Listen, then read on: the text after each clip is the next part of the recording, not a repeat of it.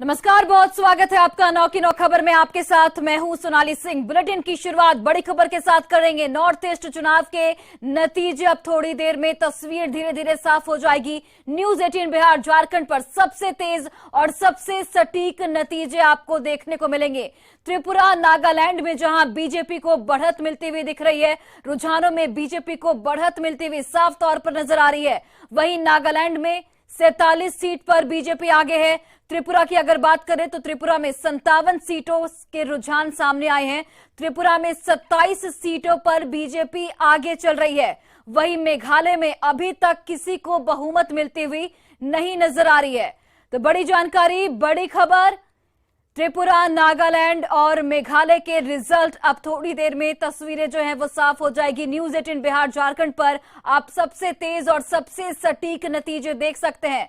जानकारी आपको दे दें, त्रिपुरा नागालैंड में बीजेपी को बढ़त मिलती हुई दिखाई दे रही है। रुझानों में बीजेपी को बढ़त मिली है। नागालैंड में 47 सीटों पर बीजेपी आगे है। वहीं त्रिपुरा में 27 सीटों पर बीजेपी आगे चल रही है। 57 सीटों के रुझान यहां पर आ चुके हैं, जिसमें से बीजेपी 27 सीटों पर बढ़त बनाए हुए है। वहीं मेघालय में इस वक्त किसी को भी बहुमत मिलती हुई नजर नहीं आ रही है।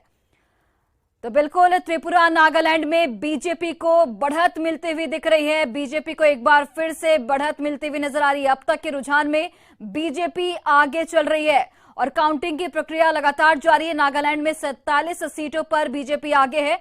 रुझानों में बीजेपी को बढ़त मिलती हुई नजर आ रही है। नागालैंड में 47 सीटों पर बीजेपी आगे। त्रिपुरा में 57 सीटों के रुझान सामने आ चुके हैं, जिसमें 27 सीटों पर बीजेपी आगे चल रही है। मेघालय की अगर बात कर लें तो मेघालय में किसी को फिलहाल बहुमत मिलती हुई नजर नहीं आ रही है, यानी कि कोई भी पार्टी बढ़त में इस वक्त मेघालय की अगर बात करें तो नहीं है। तो नॉर्थ ईस्ट चुनाव की तस्वीरें इस वक्त थोड़ी देर में साफ हो जाएगी। न्यूज 18 बिहार झारखंड पर आप सबसे तेज और सबसे सटीक नतीजे देख सकते हैं। त्रिपुरा नागालैंड में बीजेपी को जहां बढ़त मिलती हुई नजर आ रही है, वहीं पर मेघालय में इस वक्त कोई भी पार्टी एक तरफा बढ़त मिलती हुई किसी भी पार्टी को नजर नहीं आ रहा है। त्रिपुरा नागालैंड में बीजेपी को बढ़त मिली है। नागालैंड में 47 सीटों पर बीजेपी आगे है। वहीं त्रिपुरा में 27 सीटों पर बीजेपी आगे चल रही है। त्रिपुरा में फिलहाल 57 सीटों के लिए रुझान आ चुके हैं, जिसमें से 27 सीटों पर बीजेपी को बढ़त मिली है। मेघालय में फिलहाल किसी को बहुमत मिलती हुई नजर नहीं आ रही है।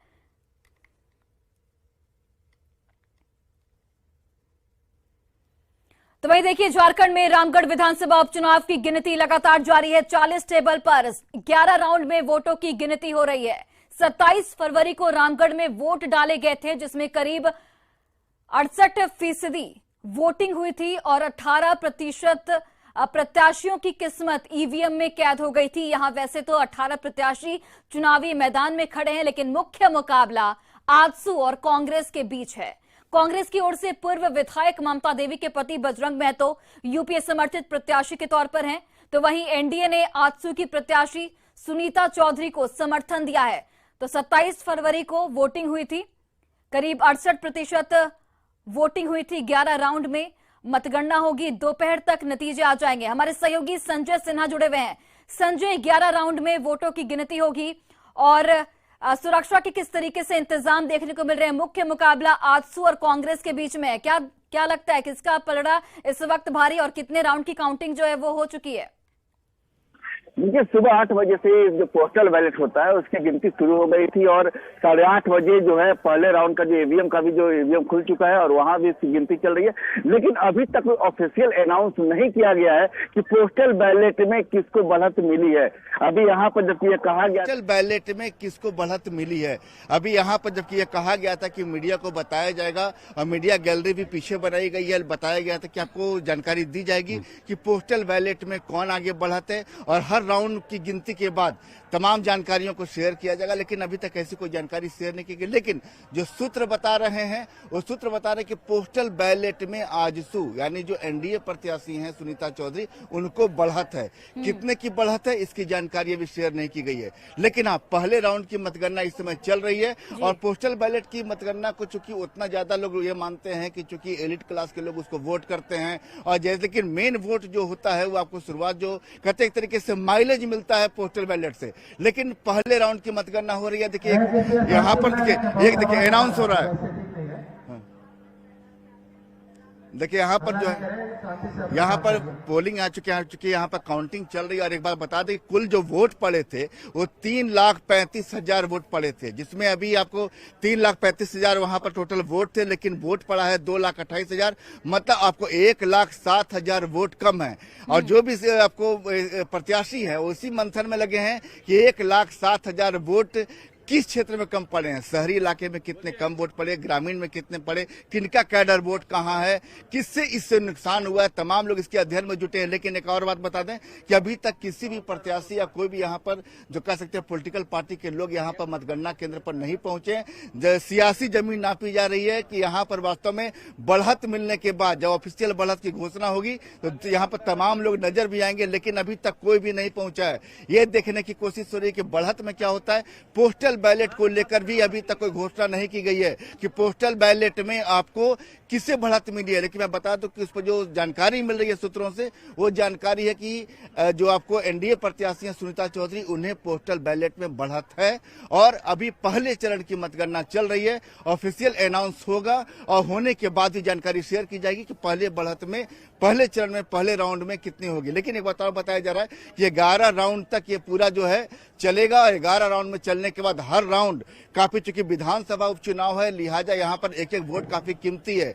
जो अगर 400-500 की भी बढ़त होगी तो काफी मायने वाली होगी, और वो बढ़त अगर आगे भी रहती है किसी भी पॉलिटिकल पार्टी के किसी भी प्रत्याशी की तो काफी मायने रखेगी। क्योंकि लोकसभा में ऐसा होता है कि अगर आमतौर पर उतार चढ़ाव ज्यादा देखने को मिलता है, विधानसभा चुनाव में अगर बढ़त एक 500-600 की हो गई तो बढ़त जो है काफी मायने वाली होती है। तो पहले ये देखना दिलचस्प नजर बनाए रखिए, जैसे ही आगे के राउंड की वोटों की गिनती होगी आपके पास फिर से वापस लौटेंगे। फिलहाल बहुत बहुत धन्यवाद। देखिए, सूत्रों के हवाले से एक बड़ी खबर इस वक्त निकलकर सामने आ रही है। मद्य निषेध उत्पाद एवं निबंधन विभाग के अपर मुख्य सचिव के पाठक का वीडियो कॉन्फ्रेंसिंग के दौरान वीडियो वायरल किए जाने के मामले में विभाग ने एक बड़ी कार्रवाई की है। विभाग ने 2 अधिकारियों को तत्काल प्रभाव से निलंबित कर दिया है। जिन अधिकारियों को निलंबित किया गया है उनमें पूर्वी चंपारण पकड़ी दयाल के अवर निबंधक अहमद हुसैन और मधुबनी के बाबू बरही के अवर निबंधक प्रणब शेखर का नाम शामिल है। दोनों को तत्काल प्रभाव से विभाग निलंबित कर चुका है। इस मामले में मुख्यमंत्री ने जांच का आदेश चीफ सेक्रेटरी को दिया था। विभाग ने भी अपनी ओर से जांच कराई। जांच में इन 2 अधिकारियों को वीडियो वायरल करने का दोषी पाया गया। उसके बाद इनसे इनका पक्ष भी पूछा गया।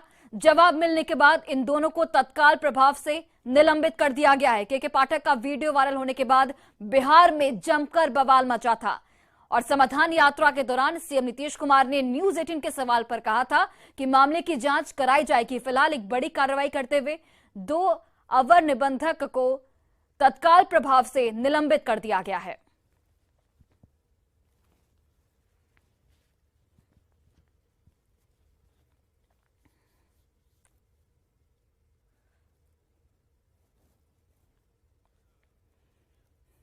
तो चलिए, नॉर्थ ईस्ट चुनाव का एक अपडेट आपको देते चले। न्यूज 18 बिहार झारखंड पर सबसे तेज और सबसे सटीक नतीजे। त्रिपुरा नागालैंड में बीजेपी को बढ़त मिलती हुई नजर आ रही है। रुझानों में बीजेपी आगे चल रही है। नागालैंड में 51 सीटों पर बीजेपी आगे है। वहीं त्रिपुरा की बात करें तो त्रिपुरा में 28 सीटों पर बीजेपी आगे है। मेघालय में फिलहाल किसी भी पार्टी को बहुमत मिलती हुई नजर नहीं आ रही है। मेघालय में हालांकि 20 सीट पर टीएमसी जो है वो आगे चल रही है। तो मेघालय में 20 सीटों पर टीएमसी आगे है। न्यूज 18 बिहार झारखंड पर सबसे सटीक और सबसे तेज नतीजे आपको देखने को मिलेंगे। त्रिपुरा और नागालैंड में बीजेपी को बढ़त मिलती हुई, रुझानों में बीजेपी को बढ़त मिल रही है। नागालैंड में जहां पर 51 सीटों पर बीजेपी आगे है, वहीं त्रिपुरा में 28 सीटों पर बीजेपी आगे चल रही है। मेघालय में फिलहाल किसी भी पार्टी को बहुमत नहीं है, लेकिन सूत्रों के हवाले से जो जानकारी मिल रही है, मेघालय में 20 सीट पर टीएमसी जो है वो आगे चल रही है। तो नॉर्थ ईस्ट चुनाव का ये बड़ा अपडेट। अब कुछ ही देर में तस्वीरें जो हैं वो लगभग साफ हो जाएंगी। तेज नतीजे अगर आपको देखने हैं तो न्यूज 18 बिहार झारखंड पर आप नजर गड़ाए रखिए। त्रिपुरा नागालैंड में बीजेपी को बढ़त मिल रही है। रुझानों में त्रिपुरा और नागालैंड की अगर बात करें तो रुझानों में बीजेपी को बढ़त है। नागालैंड में 51 सीटों पर बीजेपी आगे है। वहीं पर त्रिपुरा की अगर बात की जाए तो त्रिपुरा में 28 सीटों पर बीजेपी आगे है। मेघालय में फिलहाल किसी भी पार्टी को बहुमत नहीं मिली है, लेकिन मेघालय में 20 सीट पर टीएमसी जो है वो आगे है। तो बड़ा अपडेट, बड़ी जानकारी आप तक पहुंचा रहे हैं और पल पल की जानकारी आप तक हम आगे भी पहुंचाते रहेंगे। नॉर्थ ईस्ट चुनाव की काउंटिंग को लेकर सबसे बड़ा अपडेट और सबसे सटीक नतीजे न्यूज 18 बिहार झारखंड पर आपको देखने को मिलेंगे। बताते चले आपको कि त्रिपुरा नागालैंड में बीजेपी को बढ़त मिली है। रुझानों में बीजेपी को बढ़त मिलती हुई नजर आ रही है। शुरुआती रुझान की अगर बात करें, नागालैंड में 51 सीटों पर बीजेपी आगे है, त्रिपुरा में 28 सीटों पर बीजेपी आगे है। वहीं मेघालय में फिलहाल किसी भी पार्टी को पूर्ण बहुमत नहीं मिली है। मेघालय में 20 सीट पर टीएमसी आगे चल रही है। तो आप देखिए, इन तीनों जगहों पर पहले भी बीजेपी की सरकार थी, यानी कि त्रिपुरा में बीजेपी ने अकेले दम पर चुनाव लड़ा था 2018 में और जीत हासिल की थी। और देखिए, लाइव रिजल्ट हब से हमारे सहयोगी प्रांजल इस वक्त जुड़ गए हैं। प्रांजल, क्या कुछ अपडेट आपके पास? मेघालय में फिलहाल किसी को भी बहुमत, किसी भी पार्टी को बहुमत मिलती हुई नजर नहीं आ रही है, वहीं त्रिपुरा और नागालैंड में बीजेपी को बढ़त, क्या कुछ जानकारी? और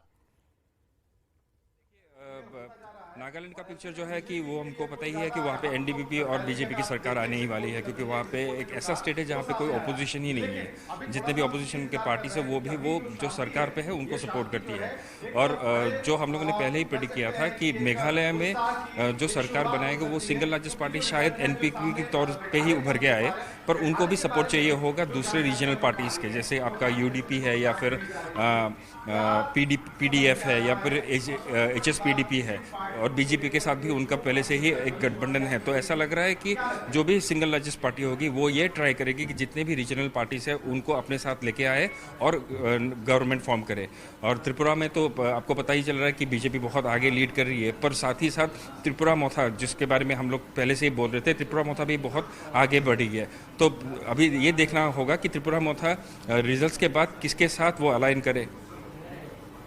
बिल्कुल प्रांजल, अगर त्रिपुरा की बात करें तो यहाँ पर पहले भी बीजेपी आगे थी, यानी कि बीजेपी की सरकार पहले भी सत्ता में थी, लेकिन यहाँ पर लेफ्ट और कांग्रेस ने गठबंधन किया था। 25 सालों का जो उनकी जो दुश्मनी चली आ रही थी उसे खत्म करने के लिए, मतलब बीजेपी को हराने के लिए उन्होंने एक बार गठबंधन किया था, लेकिन उसका कोई असर देखने को नहीं मिल रहा है। कि जो त्रिपुरा में कांग्रेस और सीपीएम के बीच में जो उनका गठबंधन हुआ था, तो वो पार्टी वाइज तो ठीक है, पर आइडियोलॉजिकली जो भी उनके सपोर्टर्स है जैसे कांग्रेस या फिर लेफ्ट के, तो उनको उतना वो अच्छा नहीं लगा था। पर फिर भी जो एक प्रोसेस थी कि बीजेपी को वहाँ से हटाना है, कांग्रेस और सीपीआईएम को एक साथ आके वो एक गठबंधन बना के उनको वहाँ से निकालना है, पर वो अभी ग्राउंड लेवल में वो उतना सक्सेस हुआ नहीं। अब प्रांजल, लगभग कितने राउंड की काउंटिंग हो चुकी है या फिर शुरुआत हो रही है? क्या कुछ जानकारी आपके पास तीनों राज्यों की अगर हम बात करें तो? देखिए, फर्स्ट राउंड तो कंप्लीट ऑलमोस्ट हो गया है, पोस्टल बैलेट्स की जो गिनती है वो खत्म हो गई है। सेकेंड राउंड अभी शुरू हुआ है और उसका अपडेट हमें शायद और 5-10 मिनट में मिल जाएगा। 1 बजे तक पूरा का पूरा रुझान हमें मिल जाएगा, कौन कितने सीट्स में आगे बढ़े या फिर कौन किस सीट से जीत के आया है, वो हमको 1 बजे तक कंप्लीट रिजल्ट हम लोग को मिल जाने चाहिए। बिल्कुल, चलिए प्रांजल, बहुत बहुत धन्यवाद तमाम जानकारियां देने के लिए। और चलिए दूसरी खबर धनबाद से बताएं आपको, जहां सीबीआई की 10 सदस्यीय टीम ने बीसीसीएल के कार्मिक प्रबंधन रत्नाकर मलिक पर दबिश दी है। बीसीसीएल कर्मी की शिकायत पर की गई छापेमारी में रिश्वत की रकम के साथ कार्मिक प्रबंधक को रंगे हाथ गिरफ्तार किया गया है। दोपहर में पहुंची सीबीआई की टीम ने करीब 9.5 घंटे तक ऑफिस की जांच की और इस दौरान कागजातों को खंगाला गया, वहीं कई अहम दस्तावेज भी जब्त किए गए हैं। छापेमारी के बाद रात 11:30 बजे सीबीआई की टीम कार्मिक प्रबंधक को गिरफ्तार कर अपने साथ लेकर गई और इस दौरान बीसीसीएल ब्लॉक 2 और बरोरा एरिया 1 क्षेत्रीय कार्यालय में हड़कंप मचा रहा। कार्मिक प्रबंधक के छाताबाद स्थित आवास के साथ ही उनके पैतृक आवास उड़ीसा के पारादीप में भी सीबीआई की टीम ने छापेमारी की। अधिक जानकारी दे रहे हैं हमारे सहयोगी संजय गुप्ता। सीबीआई की टीम ने बीसीसीएल के कार्मिक प्रबंधक रत्नाकर मलिक को रिश्वत की रकम लेते हुए रंगे हाथ गिरफ्तार किया है। लगभग 9 घंटे से अधिक समय तक कार्मिक प्रबंधक के कार्यालय में कई कागजातों को खंगालने के बाद रात लगभग 11:30 बजे यहां से रत्नाकर मलिक को गिरफ्तार कर अपने साथ सीबीआई की टीम ले गई है। हम अभी उसी बीसीसीएल क्षेत्रीय कार्यालय के बाहर हैं और यहाँ पर अभी सीबीआई की टीम कार्मिक प्रबंधक को गिरफ्तार कर अपने साथ ले गई है। हालांकि इस मामले में सीबीआई के किसी भी अधिकारी ने कुछ भी बताने से इनकार कर दिया। वहीं बताया जा रहा है कि प्रमोशन के नाम पर सत्येंद्र सिन्हा बीसीसीएल कर्मी से रिश्वत कार्मिक प्रबंधक ने ली थी और जिसके बाद बीसीसीएल के इस अधिकारी को सीबीआई की टीम ने रिश्वत की रकम के साथ गिरफ्तार किया है। सीबीआई की दबिश से बीसीसीएल बड़ौदा एरिया 1 और बीसीसीएल ब्लॉक 2 के क्षेत्रीय कार्यालय में दिन भर खलबली मची रही। यहाँ पर आने वाले अधिकारी जिनका समय भी था वह भी यहाँ पर ड्यूटी में नहीं पहुंचे। बताया ये भी जा रहा है कि कार्मिक प्रबंधक के छाताबाद के आवास में भी सीबीआई की टीम ने दबिश दी है और वहां से भी कुछ संदिग्ध चीजें जो है तो जब्त की गई है। बीसीसीएल के इस ब्लॉक 2 एरिया से विभिन्न तरीके के कागजातों को अपने साथ सीबीआई की टीम ले गई है। अब आगे देखना होगा कि सीबीआई की टीम इस मामले में और क्या जांच करती है और इस रिश्वतखोर जो अधिकारी है उनके खिलाफ और क्या साक्ष्य जुटाते हैं। संजय गुप्ता, न्यूज 18 धनबाद। और बड़ी खबर खगड़िया से है, जहां चित्रगुप्त नगर पुलिस ने एक फर्जी दारोगा को गिरफ्तार कर जेल भेज दिया है।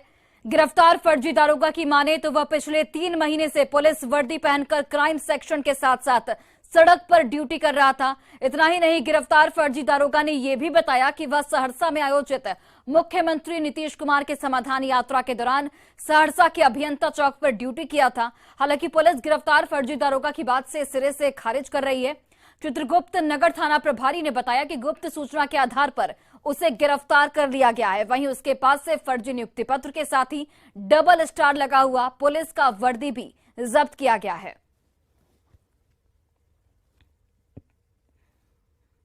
माइनस ड्यूटी कर रहे थे, हमको पता नहीं था। कहाँ पर 3 महीना से ड्यूटी कर रहे थे? ये बार खगड़िया में। खगड़िया में कहाँ पे? वैसे सर क्राइम ब्रांच में दिखाते थे इधर उधर। 3 महीना क्या क्या काम किए थे पुलिस? जो ड्यूटी होता है वही। कौन ड्यूटी देता था? सर जो आदेश मिलता था ना हमको ऊपर से वही करना होता था और कुछ नहीं। हाँ, इससे बाहर भी गए थे। नीतीश कुमार भी आए हुए थे 2 तारीख को वहाँ पर सहरसा, वहाँ भी ड्यूटी था। ड्यूटी किए थे? जी सर, जी सर, जी सर, जी सर। कौन करके दिया था कमान? सब कुछ सर वहाँ था, गए हुए थे करके तब आए।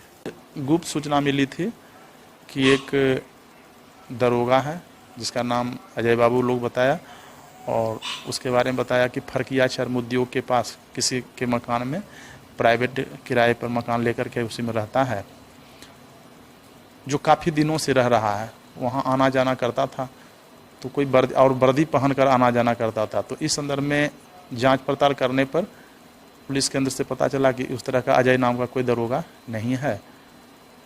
तो बड़े पदाधिकारी से उनको अवगत कराया गया।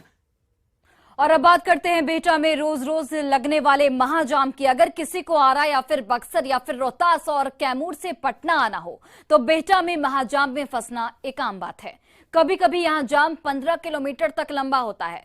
एम्बुलेंस की गाड़ियां भी जाम में फंसी रहती है। यहाँ जाम क्यों लगता है और लोगों की क्या परेशानी है, बता रहे हमारे सहयोगी अमरजीत शर्मा।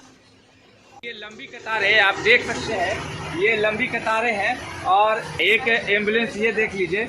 और यहाँ पर जो है ये एम्बुलेंस फंसा हुआ है। इसके ठीक पीछे जो है एक एम्बुलेंस है। 6 एम्बुलेंस है। कितने एम्बुलेंस हैं यहाँ? 6 एम्बुलेंस है सर। 6 एम्बुलेंस फंसे? 6 एम्बुलेंस फंसा हुआ है। क्या का जाम है? 3 एम्बुलेंस बड़ा है, 3 छोटा एम्बुलेंस है सर। 6 एम्बुलेंस फंसे हुए? जी सर। ये रोज का होता है? रोज का धंधा ये है सर। तो ये रोज का है। अभी जो है 6 एम्बुलेंस फंसे हुए हैं इस जाम में और लगभग 15 किलोमीटर का ये जाम है। जिस तरह से जो है लोग बोल रहे हैं 15 किलोमीटर का जाम है और इस जाम में लोग फंसे हुए हैं। कोई 2 घंटा, कोई 3 घंटा, उससे भी ज़्यादा जो है जाम में फंसे हुए हैं। और इस जाम से निजात दिलाने के लिए जो पुलिस जो है लगी हुई है वो उसी पुलिस पे आरोप है कि वो काम नहीं करती है, जिसकी वजह से ये लंबी जामें लगी हुई है। और हमारे पीछे देख सकते हैं कि ये जाम कितना है और पीछे एक और एम्बुलेंस लगा हुआ है। मरीज को लेके जा रहे हैं? हाँ मरीज है। कितना लंबा जाम ये लगा हुआ है? हमारे चलते लगा है। ना कितना लंबा जाम लगा हुआ? हम बता नहीं सकते। मैंने दिक्कत होता है मरीज को ले जाने में, हॉस्पिटल पहुंचाने में? हाँ दिक्कत होता है। कितना दिक्कत होता है? बहुत दिक्कत होता है। मैंने करीब 3-3 घंटा 4-4 घंटा हम लोग जाम में रहते हैं। जाने में 2 घंटा से अधिक जाम में थे। अभी करीब हमारा 3 घंटा हो गया यहाँ से आइए आगे मोड़ से यहाँ आने में। जाम का समस्या बहुत पुराना है। वो बाबा ढाबा का होटल से लगाई या ये आगे मोड़ तक ये रोज का ये प्रक्रिया है। यहाँ पे आवाज भी सुन सकते हैं, तो ये जाम का आवाज है और इसे जाम छुड़ाने के लिए पुलिस कुछ नहीं कर पाती है। बेटा से न्यूज़ 18 के लिए अमरजीत शर्मा। और फिलहाल इस बुलेटिन में बस इतना ही। आप देखते रहिए न्यूज़ 18 बिहार झारखंड।